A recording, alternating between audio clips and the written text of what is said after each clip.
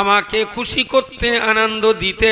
যদি আল্লাহ আপনার ইচ্ছা হয় তাহলে আমার দেশবাসী, আমার গ্রামবাসী, আমার কাছের মানুষেরা যারা রয়েছে আল্লাহ আপনি ওদের কলিজার উপরে রহমত বর্ষণ করুন।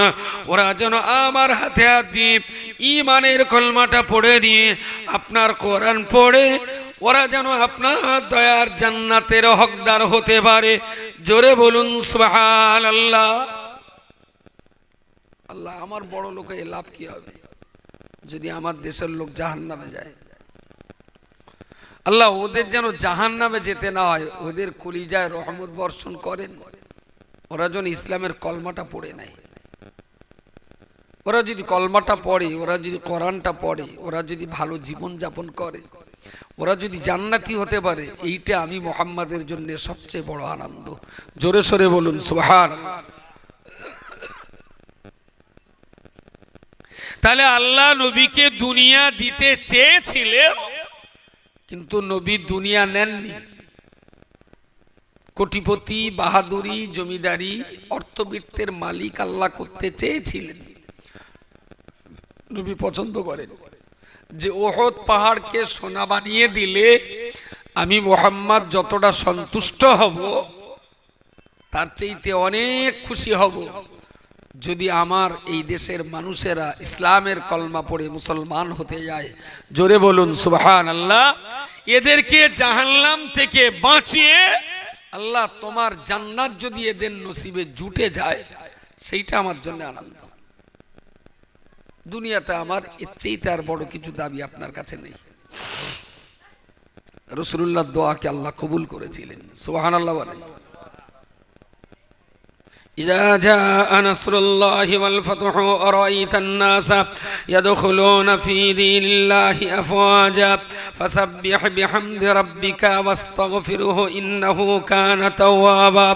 নবী আমার মক্কা জমিনে দ্বীনের কলমা যখন প্রচার করে চলেছেন, অথবা সাহেবা ওতায়েবা এরা যখন বারবার নবীকে অবহেলা করেছে, অবজ্ঞা করেছে, রাসূলুল্লাহর প্রচার করা দ্বীনের কলমা তারা পড়ে না, উল্টে নবীকে পাথর মারে, কখনো ধুলোবালি দিয়ে পাগল পারা করে তোলে, কখনো নবীকে গালিগালাজ, কখনো অপমান। নবী আমার ঘরে বসে কান্নাকাটি করেন। আমার আল্লাহ নবীকে সান্ত্বনার বাক্য জুগিয়ে বললেন, ইয়া রাসূলুল্লাহ, ইয়া হাবিবাল্লাহ, আপনি তো সোনার পাহাড় চাননি, আপনি আপনার দেশের মানুষের ঈমানের কলমা কবুলিয়াত চেয়েছেন। আমি আল্লাহ আপনার জন্য সুসংবাদ দিয়ে বলছি, ইজা জাআ নাসরুল্লাহ, আমি আল্লাহর সাহায্য যখন নেমে আসবে, ওয়ারাইতান নাস, সেদিন মানুষদেরকে দেখতে পাবেন, ইয়াদখুলুনা ফি দীনিল্লাহি আফওয়াজা, ওরা মিছিল সহ দলে দলে আপনার হাতে হাত দিয়ে ঈমানের কলমা পড়ে নেবে। সেই দিন আপনি খুশি হবেন। আপনি তো ওহদ পাহাড় সোনা চাননি, একটু অপেক্ষা করুন, আপনি যেটা চেয়েছেন সেটা পেয়ে যাবেন। ওয়াজাদাকা যাল্লান ফাহাদা ওয়াজাদাকা আইলান ফাগনা ফাআম্মাল ইয়াতীমা ফালা তাকহার ওয়া আম্মাস সাইলা ফালা তানহার ওয়া আম্মা বিনি'মাতি রাব্বিকা ফাহাদ্দিস। আমার নিয়ামত আপনি পাবেন, আর পাওয়ার পরে সেটা মানুষের কাছে খুব বুক ভরে গল্প করে শোনাবেন যে আমি আল্লাহ আপনার উপরে রহমত করেছি।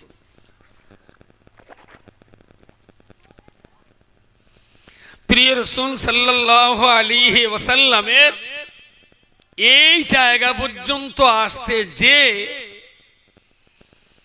আমাদের ভাষায় যেটা বলা যেতে পারে, আমানি ঠেলে তবে পান্তা। অতীতকালে মানুষের খুব অভাব ছিল, তো দুমুঠো ভাত জোটে তো দু গ্লাস আমানি জোটে। শুধু দুমুঠো ভাত খালি তো পেট ভরবে না, আর ওই আমানির ডিশের ভিতরে না ভাত তাড়া করে ধরতে হয়। তো তখনকার দিনের মানুষেরা বলতেন যে আমানি আগে খেয়ে নাও, তাহলে পান্তা ধরা যাবে, তাহলে পান্তার পুকুরি আমানি তাড়িয়ে ধরা যায় না। তো রাসূলুল্লাহর জীবনেও মানুষদের কলমা পড়ার হিড়িক এসেছিল, কিন্তু তার আগে যে নবীকে কতটা কষ্ট করতে হয়েছিল সেই ইতিহাস আমরা অনেকে জানি, কিন্তু অনেকেই ভাবি না, আর অনেকে তো জানেই না। একটু ডাইরেক্ট হিট করে দেখ তো, একটু একদম ডাইরেক্ট, একদম ডাইরেক্ট। নবী পাকের জীবনী বই কার কার বাড়ি আছে একটু হাত তোলেন। একটা, দুটো, তাহলে এই দুটো লোক নবীর উম্মত, আর বাকিরা কি মোদির উম্মত? আপনি নবী প্রেমিক হবেন, অথচ নবীকে জানার জন্য, নবীর জানার জন্য নবীর জীবনী বই আপনার কাছে থাকবেন, এটা কখনো হয়? হ্যাঁ, বিয়ে করেছে, বউ আছে, কিন্তু বোন নাম জানে না, এরা মদ্দালক কেউ আছে? আজীব তামাশা।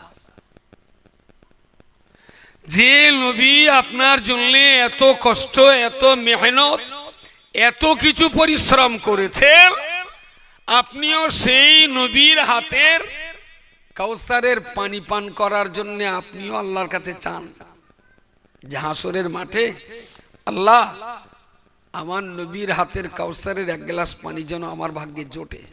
এ দোয়া হয় না মাঝে মাঝে? দোয়া হয় না গ্রামে?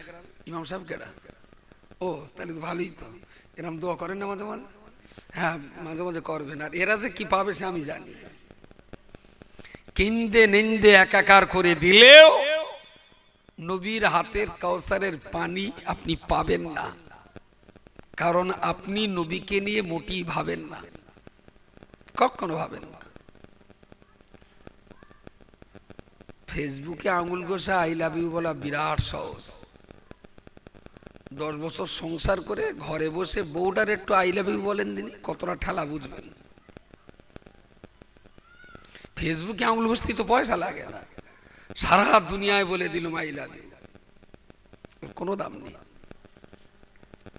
প্রিয় নবী মুহাম্মদুর রাসূলুল্লাহ সাল্লাল্লাহু আলাইহি ওয়াসাল্লামের জীবনের কঠিন সমস্যা, কঠিন বিপদ মুসিবত, কখনো তাকে ঘর ছাড়া করে দেওয়া হলো, কখনো চলার পথে গর্ত খুঁড়ে দেওয়া হলো, কখনো চলার পথে কাঁটা বিছিয়ে দেওয়া হলো, কখনো পাথর মেরে তার দেহ রক্তাক্ত করা হলো, কখনো তার মাথায় তলোয়ার মেরে শিরস্ত্রাণের উপর দিয়ে মাথা ফাটিয়ে দেওয়া হলো, কখনো বল্লভ ছুড়ে রাসূলুল্লাহ দাঁত শহীদ করে দেওয়া হলো, কখনো বিশ্বনবী মুহাম্মদুর রাসূলুল্লাহর মাথায় লাথি মারা হলো, কখনো তার গলায় কাপড়ের ফাঁস লাগিয়ে হত্যার ষড়যন্ত্র করা হলো। দীর্ঘ 40 থেকে 43 51 বৎসর 53 বৎসর বয়স পর্যন্ত অসম্ভব রকমের জুলুম অত্যাচার তার উপরে চলতে থাকলো। আল্লাহ পাক রব্বুল আলামিন 53 বছর বয়সে বিশ্বনবীকে মক্কা ছেড়ে মদিনায় হিজরত করতে পাঠালেন। মদিনায় তিনি হিজরত করলেন। মাত্র 10 বছরের জীবনে 126টা যুদ্ধ করতে হলো। এই 10 বছরের জীবনে মসজিদে ইমামতি করতে হলো। আবার এই 10 বছরের জীবনে হালাল খাবারের জন্য ব্যবসা করতে হলো। আবার এই 10 বছরের জীবনে আয়েশা সংসারে রান্নাঘরের হাঁড়িকুড়ি মেজে দেওয়ার রান্না করার প্রয়োজন হলো। এই 10 বছরের জীবনে তাকে যুদ্ধ ময়দানে সেনাপতির দায়িত্ব পালন করতে হলো। এই 10 বছরের জীবনে মদিনার অপরাধীর বিচারের চিফ জাস্টিসের দায়িত্ব পালন করতে হলো। আবার এই 10 বছরের ভিতরে বিশ্ব নবীকে রোম, কাসরা, আপনার সিরিয়া, রোম, বিভিন্ন দেশের রাজা বাদশাহদের কাছে ইসলামের আমন্ত্রণ জানিয়ে চিঠি লিখতে হলো। এই 10 বছরের ভিতরে গোটা দুনিয়া ইসলাম ছড়িয়ে দেওয়ার জন্য মুসলমানদের পাঠিয়ে দিতে হলো। এই 10 বছরের জীবনে বিশ্বনবী মুহাম্মদুর রাসূলুল্লাহ সাল্লাল্লাহু আলাইহি ওয়াসাল্লামকে আল্লাহ পাকের কোরআনের আইন কানুনগুলোকে সুন্দরভাবে প্রতিষ্ঠিত করতে হলো। কৃপালপুরের কিছু ছাগল আছে, কিছু পাঁটা আছে, 5 ওয়াক্ত নামাজ পড়ার সময় না, কেন না সারাদিন ভ্যান চালাই, কখন পড়ি বলো দিন ভাই। মনে হচ্ছে নবীর চাইতেও ঝামেলা বেশি ছিল।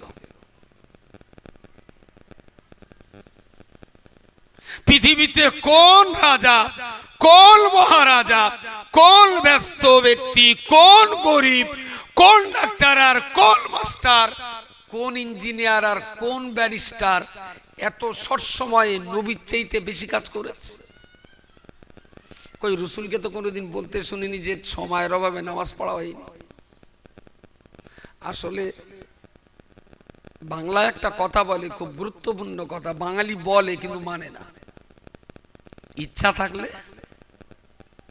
থাকলে উপায় হয়। যে কাজগুলো আপনার দ্বারাই হয়নি তার একটাই রোগ, আপনি ইচ্ছা করে করেননি তাই হয়নি। বেকার লোকের ঘাড়ে সে কৃষি মেরেজ গুতো তাই হয়েছে, সব বেকার পোঙামাকাম করে লাভ।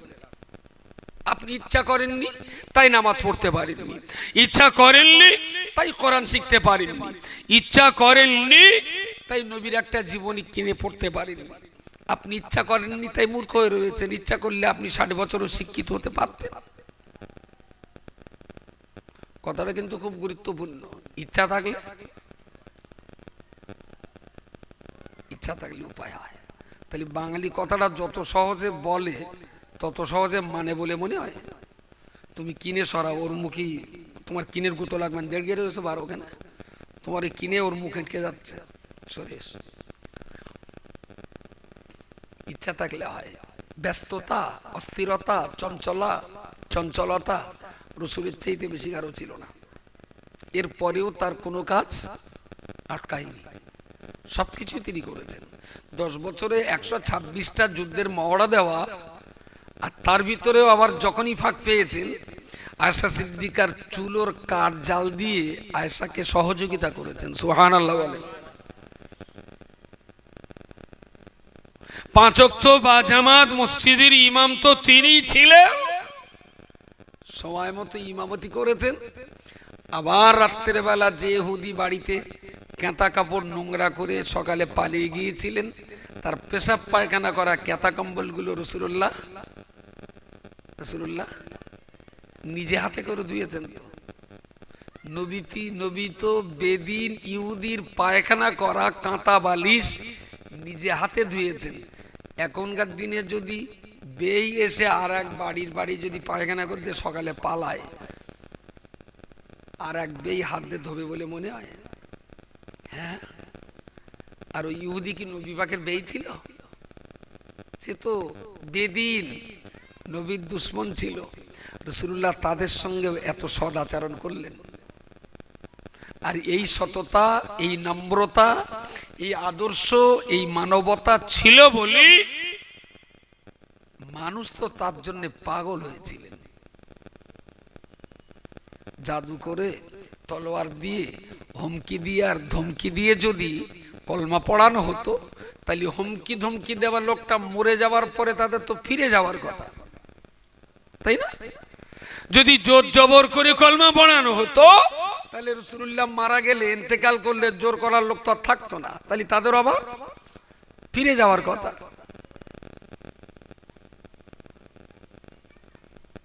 একটা মেয়েকে বোঝাতে গিয়েছিলাম, বাবা বিয়ে দিয়েছে, মেয়ে পালিয়ে অন্য জায়গায় চলে গেছে।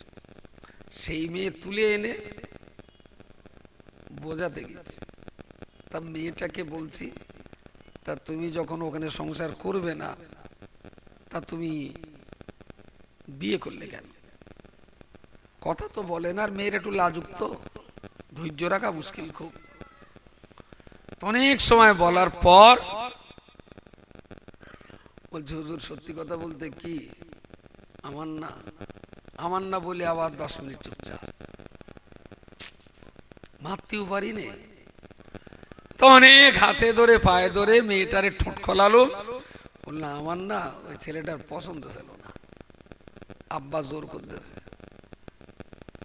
আব্বা জোর করতেছে, তা তুমি গেলে কেন? তো কি করব, না গেলে আব্বার মান সম্মান নষ্ট হচ্ছে। তারপর তারপর শ্বশুর বাড়িতে ওর সেই দন্তন্নাকার হ্যালো করে দিয়েছে, বাথরুমিতে বের গিয়েছি, ওর বাইক উঠে চম্পট। এ রাত্রিবেলার বউ খুঁজে পাচ্ছে না। মেয়ের বাবা সেখান থেকে ওর তুলে এনেছে, কোনো মতেই ও প্রথম স্বামীর কাছে যাবে না। বললো আব্বা জোর করে দিয়েছে, সেজন্য পালিয়ে এলাম। আমি তো এখন যাবা? বলছে না। তাহলে জোর করে একটা মেয়েকে তাই সংসার করানো যায় না। আর এই লক্ষ লক্ষ মুসলমানকে জোর করে তাহলে এই পৌষ মাসের কোথানো স্মৃতি নামাজ পড়ানো যায়? হ্যাঁ, যারা বলে যে জোর করে তলোয়ার দিয়ে জুলুম করে অত্যাচার করে অমুসলমানদের মুসলমান বানানো হয়েছে, এরা খুব ছোটখাটো গাঁজাখোর না, বিরাট হাই কোয়ালিটির গাঁজাখোর। এ কথা কোনোদিন হয়? জোর জবরদস্তি করে এরকম সময় এই স্মৃতি কারণ নামাজ পড়ানো যায়? আর জবরদস্তি করলে তো থাকবে না। কোথায় ছাদের উপর তো সুবুরি গাছ ধরে ছটছট করে লাফ মেরে পালাচ্ছে। আর এত মুসলমান কখনো জোর করে কোনোদিন হয়?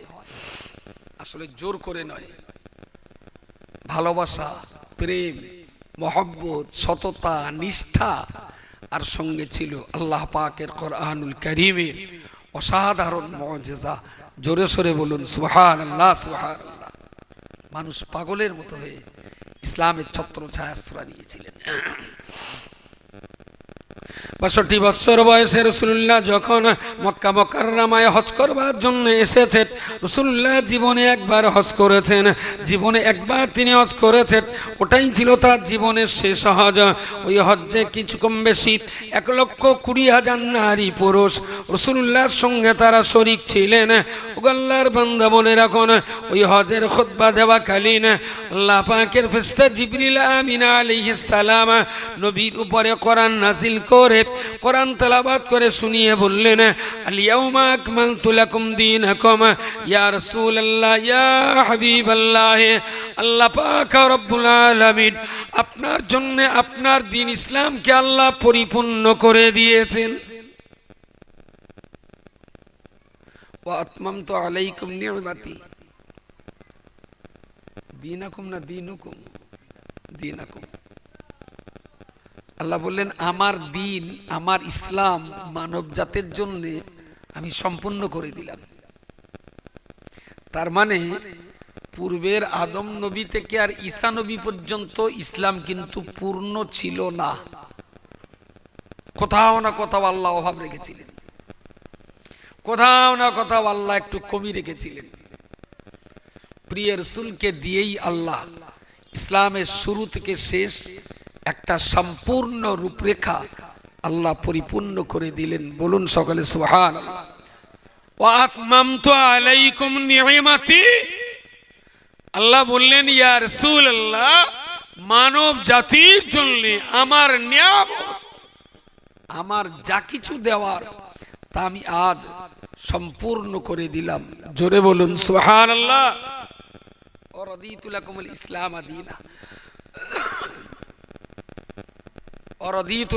ইসলাম দীনা।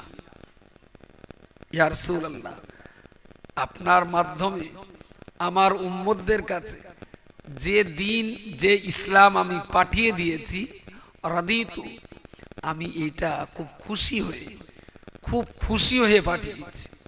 আমি রাগ করে হিংসা করে কষ্ট দেওয়ার জন্য, বিপদে ফেলার জন্য আমি আমার বান্দাকে ইসলাম দিইনি। রাদিতু লাকুমুল ইসলাম দীনা, খুব খুশি হয়ে আপনার মাধ্যমে বিশ্ববাসীর কাছে পূর্ণাঙ্গ ইসলামটা আমি আল্লাহ দিয়ে দিলাম। সুবহানাল্লাহ। আল্লাহ মালিক। তাহলে আমরা যে ইসলামটা মেনে চলছি, এটা আল্লাহ খুশি হয়ে দিয়েছেন না রাগ করে নিয়েছেন? আচ্ছা, কালিয়াপুর গ্রামে কোন একটা ছেলে এই গ্রামের মেয়ে বিয়ে করেছে, একদম কোনো চুক্তি নেই, না প্রকাশ্যে না গোপনে। এখন মেয়ের বাপও ছেলেটার কিছু দেয়নি। বললো, দেখি অনেক সময় তো মুখী ওরকম বলে, পরে গিয়ে আবার গলায় পা দেয়। তা আমার জামাই আসলে ভালো কি মন্দ দেখে নেই। 1 বছর, 2 বছর, 2.5 বছর, 3 বছর, 5 বছর, কোনো দিন মেয়েও বাড়ি এসে বলিনি যে আব্বা আমি আদর যত্নে নেই বা অশান্তিতে আছি। আর জামাইও কোনো দিন ভাব ভঙ্গিমা বুঝিয়ে দেয়নি যে আমার 2 টাকা লাগবে। খুব সোনার সংসার। তার শ্বশুরদের এত শান্তি যে আজকের দিনেও আমার জামাই 1 পয়সা দেয়নি, কিন্তু সে কোনোদিন এতটুকু পরিমাণ অশান্তির কিছু করেনি। আমার মেয়েটাকে নিয়ে খুব সুখ শান্তিতে আছে। তো চেয়ে নিলে আমার জামাইরি যতটা দিতুম, আজ তো 5-6 বছর ধরে পরীক্ষা করে দেখলো ওর এতটুকু পরিমাণ যখন কোনো কিছু খারাপই পাইনি, আমি আমার মনের স্বাদ মিটিয়ে আমার জামাইটার দেবো। 22 লাখ টাকার নতুন স্করপিও গাড়ি কিনে জামাইটারে খবর দে, চাবিটা হাতে দিয়ে বলছেন, বাবু আমার খুব ইচ্ছা যে আমার মেয়ে আর আমার জামাইটা আমার এই গাড়িতে করে চড়ে ফিরে বেড়াক, আমি খুব খুশি। আচ্ছা, শ্বশুর যতটা খুশি হয়ে দেশে, জামাই খুব রাগারাগি করে বলে মনে হয়? হ্যাঁ, হয়তো মনে হচ্ছে যে দেখো একবার কেরাম রাগি আমরা। সৌদ তো দিয়েছে খুব খুশি হয়ে, যিনি নেবেন তিনি জামাই খুশি হয়ে নেবেন আর রাগ করে নেবে? বেশি খুশি কেডা? সৌর খুশি কিন্তু শ্বশুরের মাল গেছে, জামাইও খুশি সংসারে কিছু মাল বেড়েছে, দুজনাই খুশি, তবে কারোর গেছে আর কেউ পেয়েছে। একদম বুকে হাত দিয়ে বলবেন, ওই জামাইটা 22 লাখ টাকার স্করপিও পেয়ে যতটা খুশি হয়েছে, আপনি কি আল্লাহর কাছ থেকে ইসলাম পেয়ে ততটা খুশি না তার চাইতে বেশি? তার চাইতে? এটা জালিয়াতি, মিথ্যে কথা। আপনার মুখ আলাদা, মুখোশ আলাদা। ও বেকার আমার মুখ রক্ষা করার জন্য বেশি বলেছেন। এক্ষুনি যদি 5টা কলমা পড়তে বলি হবে? যদি কোরআন শরীফ পড়তে বলি, কথা বলেন, তাহলে আপনি কিসে খুশি একটু প্রমাণ করাবেন যে ইসলামটা পেয়ে আপনি যে জামায়ের চাইতে বেশি খুশি? এর কোনো প্রমাণ নেই। তারপর সংসার করবে না, শুধু আই লাভ ইউ লিখবে, সংসার করতে রাজি না। আর কিছু কিছু ফটকা বাজারি ছেলে আছে, কত যে ওরাম ঝুলিয়ে রেখেছে আই লাভ ইউ দড়ি দে, সংসার করবে না। প্রিয় শ্রোতা মণ্ডলী, আমি কি বলতে পারি, দুনিয়ার একজন শ্বশুর মহাশয় তিনি যদি তার জামাই বাবুকে সুন্দর একটা নতুন গাড়ি বিনা চাওয়াতে, বিনা বলাতে, বিনা অশান্তিতে শ্বশুর ইচ্ছাকৃত জামাইকে দিলে ও জামাই যতটা সন্তুষ্ট হবে, ও বান্দা মনে রাখুন, ও গাড়ি সর্বোচ্চ 30 বছর আপনি চাপতে পারেন, কিন্তু নবীর মাধ্যমে আল্লাহ আমাদিগকে যে ইসলাম দান করেছে, এই ইসলাম দুনিয়াতে মেনে চলার কারণে 30 বছর এই দুনিয়াতে যেমন শান্তিতে থাকতে পারবো, আবার এই দুনিয়া ছেড়ে চলে যাবার পরেতে এই ইসলাম মেনে চলার কারণে অনন্ত অসীম কাল ধরে ধরে আল্লাহ পাকের দয়া জান্নাতে থাকা যাবে। স্করপিও নিয়ে কি অনন্ত অসীমকাল স্করপিও থাকা যাবে? অনন্ত অসীমকাল। আর ইসলাম পেলে অনন্ত অসীমকাল স্করপিও না, জান্নাতে থাকতে পারবেন।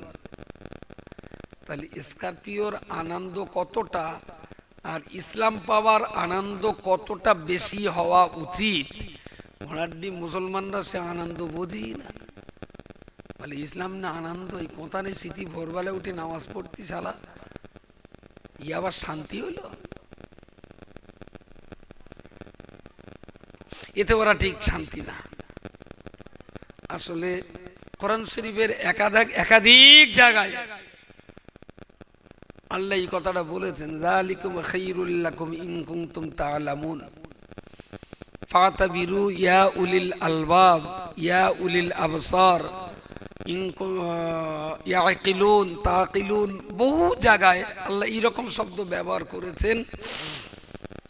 মূলত আল্লাহ বলতে চেয়েছেন এটাই, ইন্না ফি খালকিস সামাওয়াতি ওয়াল আরদি ওয়াখতিলাফিল লাইলি ওয়ান নাহার ইন্না ফি লাআয়াতুল লিউলিল আলবাব।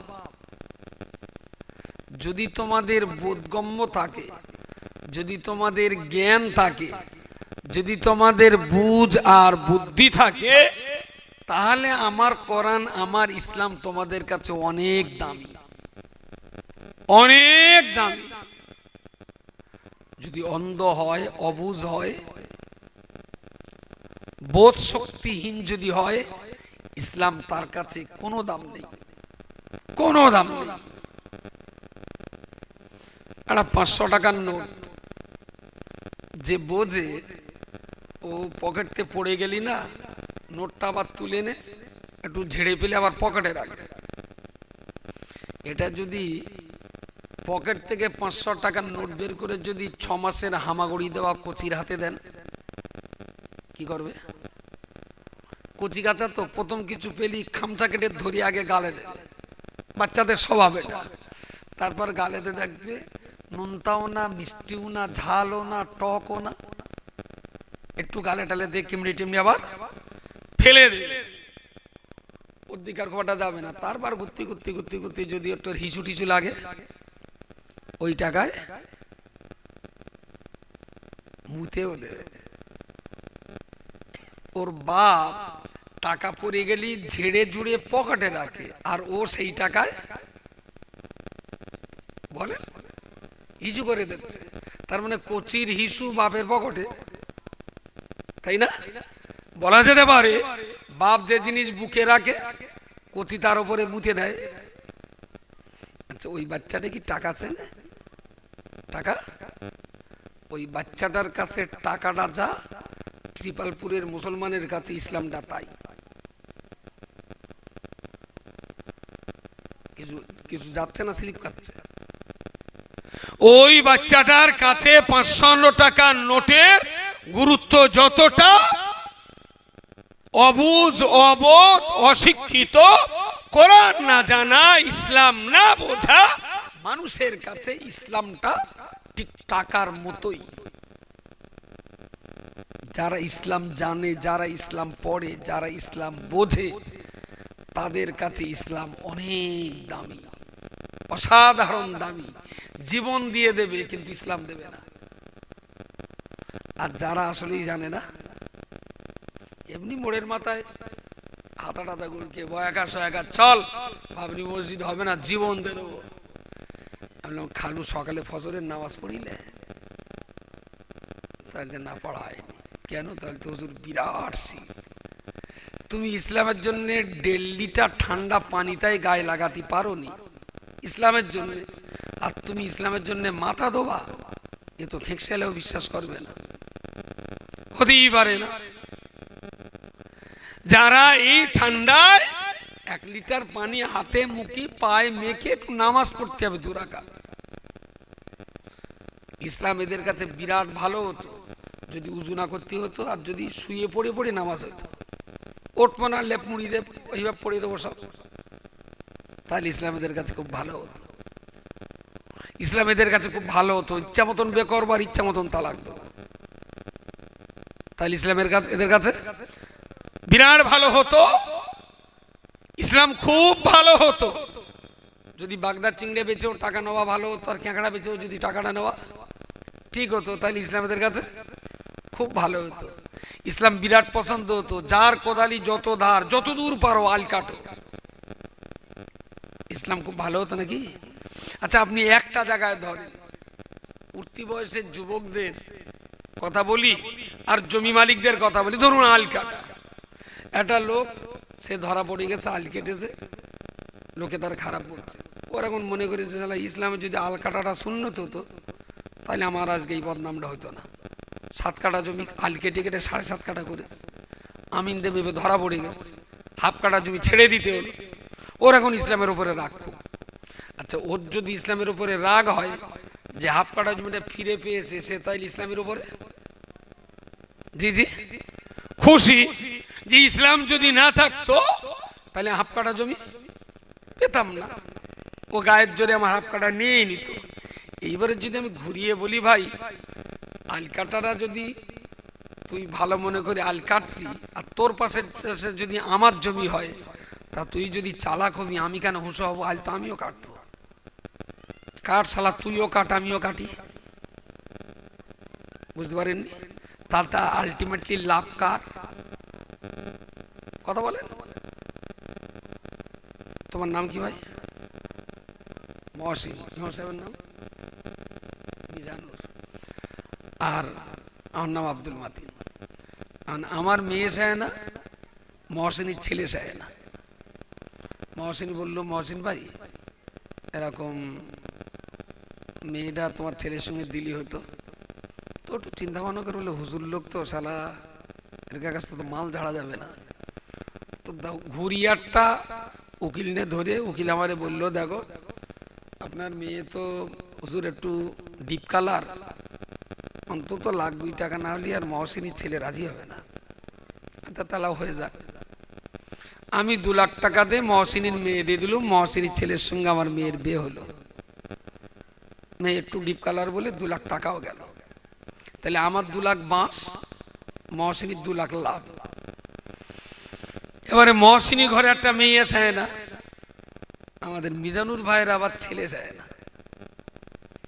এইটা যখন দেখা দেখি হয়েছে, মিজানুর তখন আমার সঙ্গে যোগাযোগ করলো, ভাই আপনার মেয়ে তো মহসিন বৌমা করেছে, তা মাল জানলে আসলো। তাই বললাম, হ্যাঁ 2,00,000 ঝেড়েছে। তাহলে শালা ও যদি ঝাড়তে পারে তাহলে আমি কেন ফিরিয়ে দেবো? মিজানুরও বলে দিয়েছে আমার 2,00,000 দিতে হবে। তাহলে ও আবার 2,00,000 মেয়েও দিলে, মিজানুরির $2,00,000 দিলে। Very good. ঠিক ঠেলায় পড়ে আমার আবার ছেলে চায় না, মিজানুরি আবার মেয়ে চায় না। মিজানুরি বললো, ভাই আমার মেয়েটা তোমার ছেলের সঙ্গে দিলি হতে হবে। হ্যাঁ কোনো মত নেই, কিন্তু আমার মাল বলো 2,00,000 লাগবে। বুঝতে পারেন? ওর মেয়ে আমার ছেলের বৌমা দিয়ে বৌমা করলাম, ও আমার 2,00,000 দিলে। ভাই লস কার? ঘুরে বলেন, যেখানকার টাকা মধ্যে পড়ে আমার টাকাটা আমি খেলে হালাল খাওয়া হতো, শালা 3 জনায় 3 দুগুণে $6,00,000 শুয়োরের গোস্তখোরের মতন গোনা হলো। এই তো দুনিয়া। তাহলে তুমি যদি $5 পণ নিয়ে যদি ছেলের বিয়ে দাও, তাহলে মেয়ের বিয়ে তো আবার পণ দিয়েই দিতে হবে। বুদ্ধি পড়ে তোমার টাকা আর আমার টাকা ঘুরিয়ে আমরা হালাল দানা খেয়ে হারাম ডাকাচ্ছি। বোঝা গেছে ইসলাম কেন? ইসলাম বলেছে তুমি পণটাও দিও না, পণটা নিও না, তোমার কষ্টের টাকা তুমি নিজে ভোগ করো, তোমার সওয়াব হবে, জান্নাতে যেতে পারবে। আর এইভাবে খেলে জাহান্নামী হবে। তার জন্য পণ দেওয়াও হারাম, নেওয়াও হারাম। এরা ভাবে যে যে ইসলাম যদি পণটা হারাম বলা না থাকতো, তাহলে আমার এই যুগে 6টা ছেলে শালা প্রচুর মাল মারতে পারতাম, তাই না? তোমার চাষতে পার যাবার 6টা মেয়ে খালু, ওর আবার তাইলে প্রচুর বাঁশও যেত। কুল্লু মুসলিমুনা ইখওয়ানুন, তোমরা সবাই একজন আর একজনের ভাই, কেউ কারোর শত্রু হয়েও না, সবাই মিলেমিশে একে অপরের পরিপূরক হয়ে তোমরা বেঁচে থাকো। এর নাম ইসলাম। ইসলাম তো আমাদেরকে একই সুতোয় বেঁধে দিয়েছে। সারা পৃথিবীর মুসলমান আমরা একই সুতোয় গাঁথা, একে অপরের ভাই, যদি ইসলামটা বুঝি। আর ইসলাম যদি না বুঝি, তাহলে কোচির 500 টাকার নোট মনে আছে না? ভুলে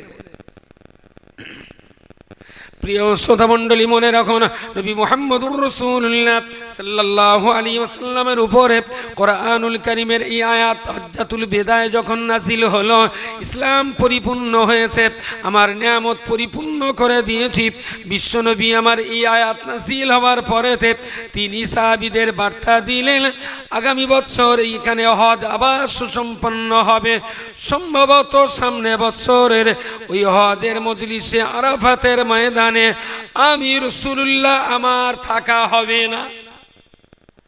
তার মানে পরের বছর হজ আসার আগেই রাসূলুল্লাহর ইন্তেকালের পূর্বাভাস তিনি পেয়েছিলেন। বললেন সম্ভবত আগামীবারের হজে আমার থাকা হবে না। সাহাবীরা কান্নায় ভেঙে পড়লেন, ইয়া রাসূলুল্লাহ, আপনার অবর্তমানে আমাদের উপায় কি হবে? আমরা বাঁচবো কিভাবে? নবী বললেন, কোনো টেনশন নেই, তারাকতু ফীকুম আমরাইন লান তাদিল্লু মা তামাসসাকতুম বিহিমা। আমি কবরে চলে গেলেও তোমাদের কাছে অমূল্য সম্পদ দুটো নিয়ামত, আল্লাহর কোরআন আর আমার সুন্নাত, এই দুটোকে রেখে যাচ্ছি। এই দুটোর উপরে দাঁড়িয়ে জীবন চালাবে, এই দুটো থেকে কখনো বিচ্ছিন্ন হবে না, তাহলে লান তাদিল্লু, পৃথিবীর কেউ তোমাদের গোমরা, অশিক্ষিত আর মূর্খ করে জাহান্নামে ফেলতে পারবে না। জোরে সোরে বলুন সুবহানাল্লাহ, সুবহানাল্লাহ। তো নবীর জীবদ্দশাতে নবীর কথা অনুযায়ী জীবন চালানো আর নবীর অবর্তমানে কোরআন আর হাদিস অনুযায়ী জীবন পরিচালনা করা, এটা নবী আমাদের জন্য সুসংবাদ দিয়ে গেছেন। এবারে আমরা যারা সবাই তো কোরআন হাদিস ভালো বুঝি না, আর সবার জন্য পুরো কোরআন আর পুরো হাদিস বোঝা সবার জন্য কখনো সম্ভবপর না, কখনই সম্ভব না। তার জন্য কি হয়েছে, কোন আলিমান আও মুতাআল্লিমান আও মুস্তামিআন আও মুহিব্বাল্লাহ। নবী বললেন তোমরা আলেম হয়ে যাও, সবাই হাদিস কোরআনের পণ্ডিত হয়ে যাও। যদি না পারো তাহলে যেখানে হাদিস কোরআনের পণ্ডিত তৈরি হয় সেই ক্লাসে আলেমের কাছে কিছুদিনের জন্য হলে ওঠা বসা করো, আলেমের ছাত্র হও। যদি সেটাও না হয় তাহলে আও মুস্তামিআন, আলেমরা যেখানে সুন্দর সুন্দর কথা বলে তোমরা সেই কথাগুলো শোনো। যদি সেটাও তোমার জীবনে সম্ভব না হয়, তুমি যদি প্যারালিসিস, পক্ষাঘাতগ্রস্ত রোগী হয়ে থাকো, কোথাও যেতে পারছো না, কোনো শুনতে পাচ্ছ না, কোনো আলেমের ক্লাসে বসতে পারছো না, নড়াচড়া ছোটাছুটি করার তোমার সময় নেই, বয়স নেই, তাহলে তুমি তোমার কুড়িয়ে ঘরে শুয়ে শুয়ে আও মুহিব্বাল্লাহ, তুমি অন্তত আলেম বান্দাদেরকে ভালোবাসো। সুবহানাল্লাহ বলেন, একটু জোরে বলেন সুবহানাল্লাহ। আচ্ছা, যাদের দেহ ভালো, পড়ার সময় আছে, ছুটতে পারে, হাঁটতে পারে, পড়বে না, শুনবে না, শুধু ঘরে বসে বসে আলেমদের ভালোবাসবে, এই ভালোবাসার কোনো দাম আছে?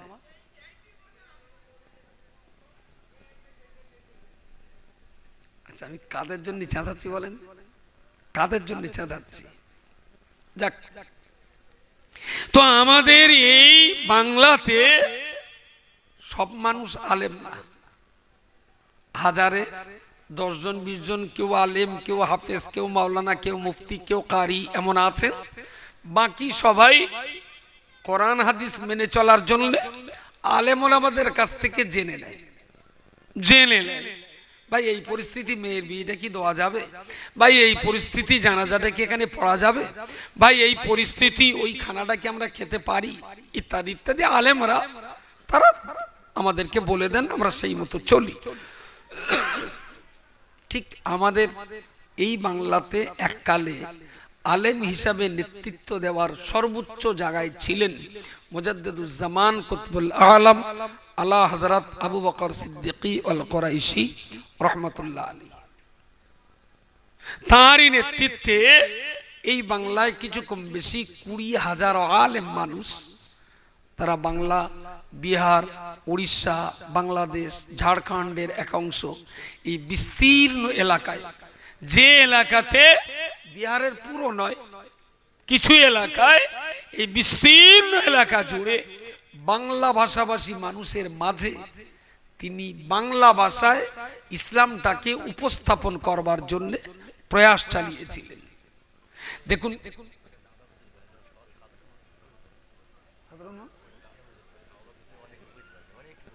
ও তার মানে আজকালকের জীবন দিনে মানুষ এত বেশি ইংরেজি শিখে গেছে যে ইউনিভার্সিটি বোঝে, বিশ্ববিদ্যালয় বোঝে না, ইউনিভার্সিটি বোঝে। আমি দাদা হুজুর কাবলার কথা বলছি। ভাই বললেন কি যে মুজাদ্দিদুজ্জামান কুতবুল আলম আলা হযরত আবু বকর সিদ্দিকী আল কুরাইশি রাহমাতুল্লাহ আলাইহি বলেছি না আমি? তিনি বললেন ওইটা একটু সাদা মাটায় বলুন দাদা হুজুর কাবলা, তাহলে মানুষেরা সহজে বুঝবেন। ঠিকই বলেছেন, কঠিন ভাষা দিয়ে লাভ কি যদি মানুষকে বোঝাতে না পারি? তবে বিয়ের সময় মেয়ের বাবা অনেক সময় বলে, কাঙ্গা পুটির নাম কি বল দিন, বেপড়া বলে মেয়ের বাবা জিজ্ঞেস করতেছি যে তোমার মেয়ের নাম কি? মেয়ের বাবা আবার গ্রামের আর একজন জিজ্ঞেস করতে, এই কাঙ্গা পুটির নাম কি? তার মানে পুটি পুটি করে করে সে পুটির রশিদ নামটা ওর বাপও ভুলে গেছে। যাক, তো ফুরফুরা পীর সাহেব কেবলা তিনি বাংলা ভাষাভাষী মানুষের মাঝে একচ্ছত্র ভাবে দ্বীনের নেতৃত্ব প্রদান করতেন। একচ্ছত্রভাবে। কোরআন এবং হাদিসের অগাধ পাণ্ডিত্য আল্লাহ তাকে দিয়েছিলেন। আল্লামা রুহুল আমিন সাহেবের মতো এত বড় পণ্ডিত মানুষও তিনি দাদা হুজুর পীর কাবলার কদমের ধুলাকে অনেক পুণ্যবান এবং ধন্য বলে মনে করতেন, ওই ধুলার পরশ পেয়ে। এবং এই মানুষটা আমাদেরকে অনেক উপকার করেছেন। আসলে আমাদের মাতৃভাষা তো আরবি না, কোরআনও আরবি, হাদিসও আরবি। এখন আরবের কোরআন আর আরবের হাদিস আমাদের মতো সাধারণ অল্প শিক্ষিত মানুষের পক্ষে বোঝা সম্ভব নয়। সেই জন্য পৃথিবীর প্রত্যেকটা ভাষায় মুজাদ্দিদ থাকা খুব জরুরি। মুজাদ্দিদ মানে কি? কোরআন হাদিসের কথাগুলো সুন্দর করে সেই এলাকার মানুষদের মাতৃভাষার মধ্য দিয়ে তাদেরকে বোঝাতে হবে। হিন্দি ভাষাতে মুজাদ্দিদ আছে আলাদা, ইংরেজি ভাষার আলাদা মুজাদ্দিদ আছে ব্রিটেনে, পার্সি ভাষায় আলাদা মুজাদ্দিদ আছে ফ্রান্সে, উর্দু ভাষায় আলাদা মুজাদ্দিদ আছে আপনার পাকিস্তানে, মালিবাড়ি ভাষায় আলাদা মুজাদ্দিদ আছে কেরালায়। এখন যদি আপনি বলেন যে মাতিন সাহেব বিরাট জ্ঞানী, কেউ বললো কেরাম জ্ঞানী, তাহলে সারা পৃথিবীর ভাষা সব মাতিন সাহেব জানে, তাহলে আপনার মতন গান্ডু পৃথিবীতে আননি। মহব্বত করা ভালো, মর্যাদা দিও ভালো, সম্মান দেওয়া ভালো, তাহলে বউরে অতিরিক্ত সম্মান দিতে গিয়ে যেন কখনো মা বলো না, কপালে বাস পড়বে। সম্মানেরও একটা বাউন্ডারি আছে, সম্মানের একটা বাউন্ডারি আছে। যার সম্মান যতটা পাও না তারে ততটা সম্মান দেওয়া ভালো। 7টা ভাই, তা বড় ভাইটা বিয়ে করার প্রায় 35 বছর পরে গিয়ে শেষবার একটা অ্যাক্টিভ লিবেনা ছেলে হয়ে 7 ভাইয়ের আর ছেলে নেই, একটাই ছেলে 7 ভাই। তা বড় ভাই বিয়ে করার তার মানে পরপর বিয়ে হতে হতে 35 বছর পরে গিয়ে ওই সংসারে একটা পাঁটা হয়। তো নশেজোবার গালটা একটু বড় পেনা, আর সে খুচরো কচি কোলে এনে আদন্নে করে সেই ওর বাচ্চার গাল তো একটুখানি পুরো হা করে বাচ্চার গাল সমেত চুমুকে ধরে রেখেছে, তার ছাড়ে না। সে চুমুকে ছেড়ে দিস তো খুশি আর নড়ে না।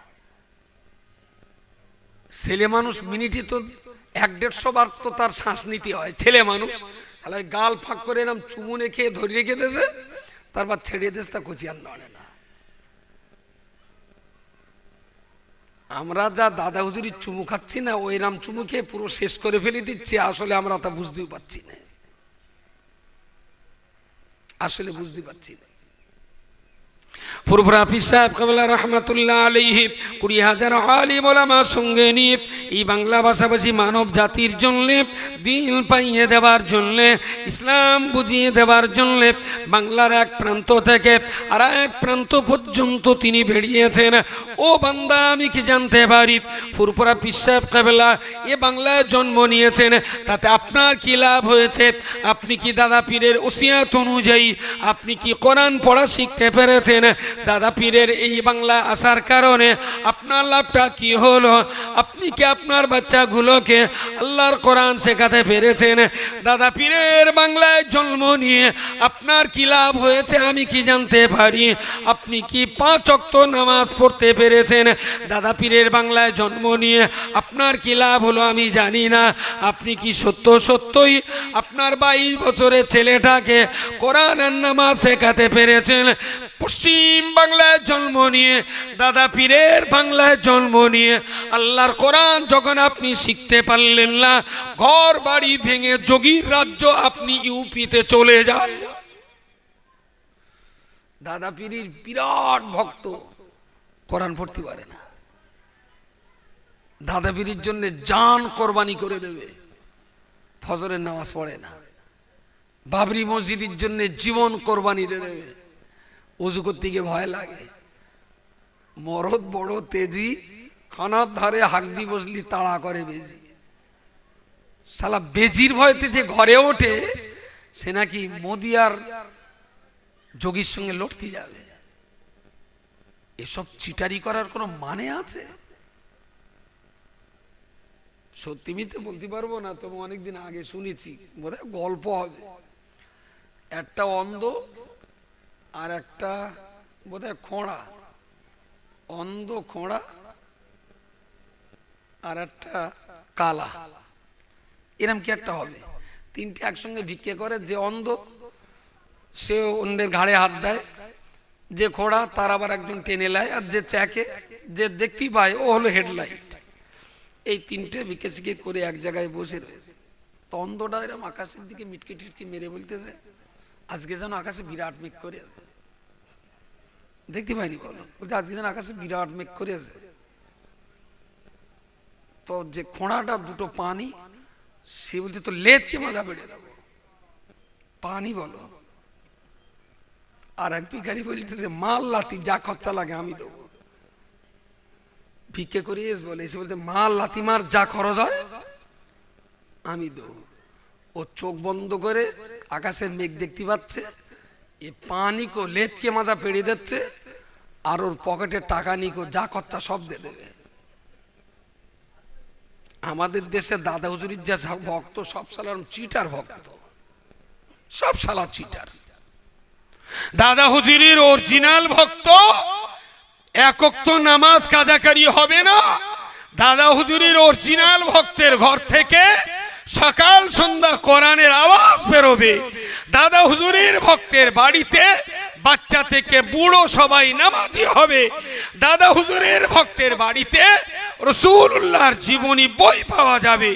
দাদা হুজুরের ভক্তের বাড়িতে যে কটা মানুষ সেই কটা নামাজের মুসল্লা পাটি পাওয়া যাবে। তবে সে নামাজি, তবে সে দাদা পীরের ভক্ত। আমরা যা ভক্ত সে কথা বলতে গেলে আমার ভাষাপত্র খারাপ, কি হবেন তা ঠিক নেই। রজবালি ডাক করছি, নড়া দুই হয়ে গেছে, আমারও গলায় খুব কষ্ট হচ্ছে। আর আমি আমার কোনদিন চিন্তায় দেখেছেন খুব একটা দুশ্চিন্তা টিন্তা, আমার খুব একটা টেনশন ঘাড়ে লেগে, কিন্তু কখনো কখনো না একটু এসেও যায়।